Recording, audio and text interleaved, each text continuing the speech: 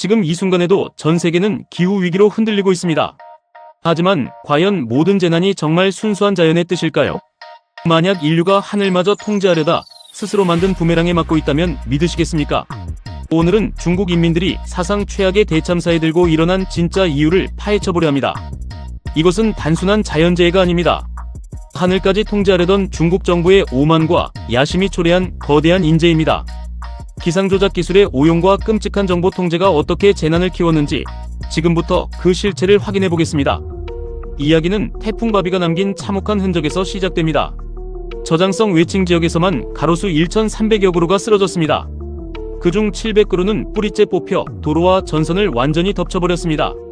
도시 전체가 거대한 물에 잠겨 사람들은 마치 헤엄치듯 지나가야 했습니다. 산에서는 거대한 바위가 굴러내려와 길을 완전히 가로막았습니다. 태풍 바비는 저장성 타이저우에 상륙한 지 불과 20분 만에 원저 후우 지역에 다시 상륙했습니다. 같은 지역을 2번이나 강타하는 기괴한 현상이 벌어졌습니다. 최대 풍속 초속 40m에 달하는 무시무시한 강풍이 같은 곳을 2번 내리친 것입니다. 그런데 여기서 정말 중요한 사실이 있습니다. 중국 정부는 태풍이 오기 전 무려 200만 명을 미리 대피시켰습니다. 최종적으로는 300만 명이 넘는 인원을 안전한 곳으로 완벽하게 옮겼습니다. 상하이 위험 지역에서만 29만 명이 이동했습니다. 태풍의 경로를 정확히 예측하고 명령 한 번으로 거대한 도시를 순식간에 통제하는 능력은 과연 통제의 나라임을 증명했습니다. 하지만 사람들은 완벽하게 대피시켰음에도 불구하고 끔찍한 물난리는 전혀 막지 못했습니다. 이것은 무엇을 의미할까요? 태풍 자체가 중국이 인공적으로 만들어낸 것이라고 해도 무방할 정도로 중국의 기상 조작 기술과 깊은 연관이 있습니다. 시계를 조금 뒤로 돌려보겠습니다. 2008년 베이징 올림픽 개막식 전날이었습니다. 중국 정부는 맑은 하늘 아래 완벽하게 행사를 진행하기 위해 하늘을 직접 조작하기로 마음먹었습니다. 베이징 외곽 하늘에 수많은 로켓을 발사했습니다. 도시 외곽에 도착하기 전에 비구름을 미리 터뜨려버리는 인공강우 기술을 전격 사용했습니다. 이 기술은 비가 올 씨앗을 미리 뽑아버리는 것과 같습니다. 결과적으로 개막식 당일 베이징 하늘은 거짓말처럼 맑았습니다. 전 세계 사람들은 이를 신이 내려준 날씨라고 감탄하며 찬사를 보냈습니다.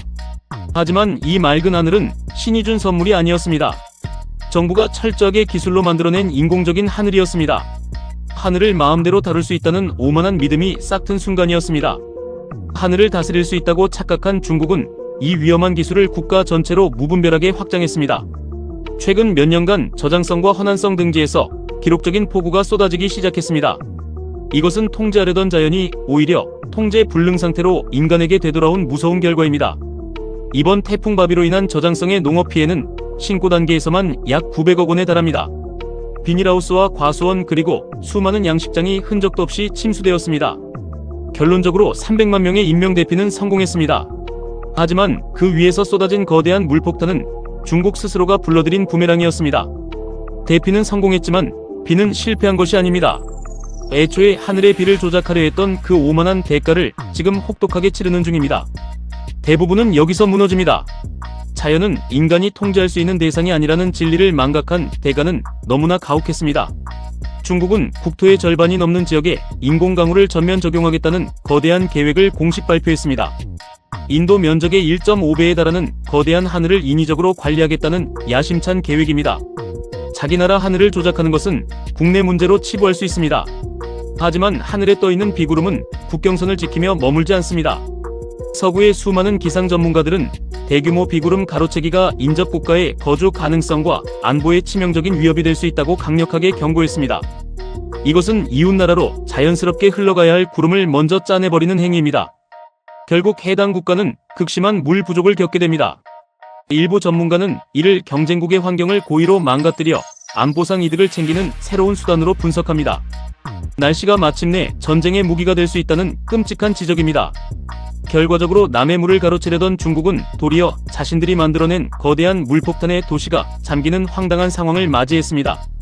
중국이 이렇게 하늘에 비정상적으로 집착하는 이유는 무엇일까요? 단순히 농사를 짓기 위한 실용적인 기술 문제가 아닙니다. 그것은 중국의 아주 오래된 정치적 역사와 깊게 연결되어 있습니다. 지금으로부터 4000년 전 중국의 우임금은 황하의 홍수를 성공적으로 다스려 나라의 진정한 주인이 되었습니다. 중국 역사에서 물을 다스리는 능력은 곧 하늘의 명을 받은 정당한 통치자라는 절대적인 증표였습니다. 현대공산당 정권 역시 이 전통을 이어받고자 했습니다.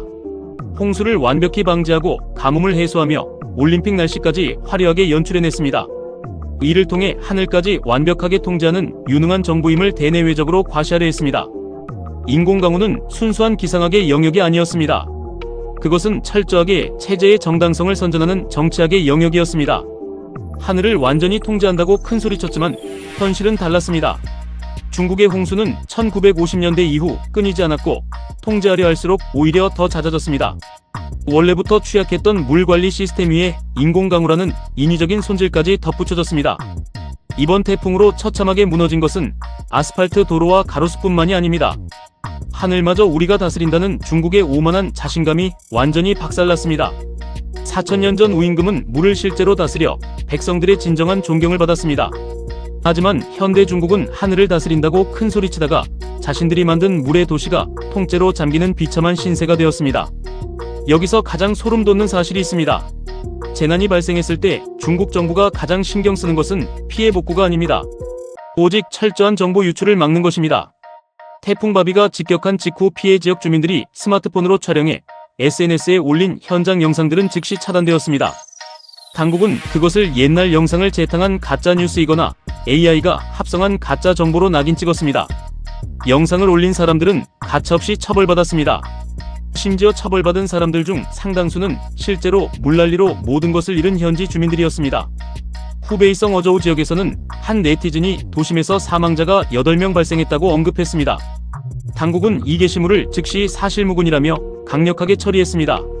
하지만 정작 당국은 공식적인 사망자 수를 단 한마디도 발표하지 않은 상태였습니다. 정부 스스로 밝히지도 않은 사망자 수를 언급했다는 이유만으로 사람들을 무자비하게 잡아간 것입니다. 재난 그 자체보다 재난의 진실을 세상에 알리는 행위를 더 무서워하는 뒤틀린 사회입니다.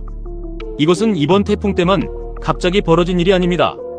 중국 정부와 그에 매수된 협력자들이 조직적으로 가짜 게시물을 대량으로 만들어내는 여론관리 시스템이 평소에도 철저하게 가동되고 있기 때문입니다. 더 나아가 이제는 최첨단 AI 기술까지 동원되고 있습니다. 딥페이크로 정교하게 만들어낸 가짜뉴스 앵커와 로봇 음성 더빙을 사용하여 전 세계를 향해 친중선전과 왜곡된 정보를 쉼없이 퍼뜨리고 있습니다. 결국 중국이 통제하려던 것은 하늘만이 아니었습니다. 흐르는 물을 통제하려 했고 이제는 사람들의 입과 진실까지 완전히 입맛대로 만들어내는 지경에 이르렀습니다. 이 끔찍한 재난은 결코 남의 나라 이야기로 치부할 수 없습니다. 태풍 바비가 북한을 거쳐 한반도로 북상하며 세력이 다소 약해진 것은 사실입니다. 하지만 절대 안심해서는 안 됩니다. 중국을 초토화시킨 이 태풍의 진짜 무서운 힘은 동중국해의 이례적으로 뜨거운 바다에서 비롯되었기 때문입니다. 바닷물이 뜨거우면 태풍은 이를 강력한 연료 삼아 무섭게 성장합니다. 한때 약해졌던 태풍도 뜨거운 바다를 지나며 순식간에 재발달하는 현상이 최근 빈번하게 일어나고 있습니다. 실제로 2022년에 발생했던 태풍 흰남노가 대표적인 사례입니다. 현재 중국을 집어삼킨 이 뜨거운 바다는 올여름 한반도로 올라올 다음 태풍을 키워내는 거대한 발전소 역할을 하고 있습니다. 이것은 30년 전인 1995년 태풍이 신의주에 엄청난 폭우를 쏟아부어 대규모 이재민을 발생시켰던 항문 같은 사건의 재현 가능성을 강력하게 시사합니다. 당시나 지금이나 북한의 부실한 재해 대응 시스템은 나아진 것이 없습니다. 비만 오면 도시 전체가 속수무책으로 잠기는 상황입니다. 피해 규모를 철저히 축소하고 감추는 더러운 방식 또한 앞에서 본 중국의 통제 패턴과 완벽하게 일치합니다. 냉소적인 반응을 보일 때가 아닙니다. 이것은 우리 코앞에 닥친 현실입니다. 태풍 바비가 북상할 당시 한반도는 이미 정체전선으로 인한 집중호우와 폭염특보가 동시에 발령된 매우 불안정한 상태였습니다.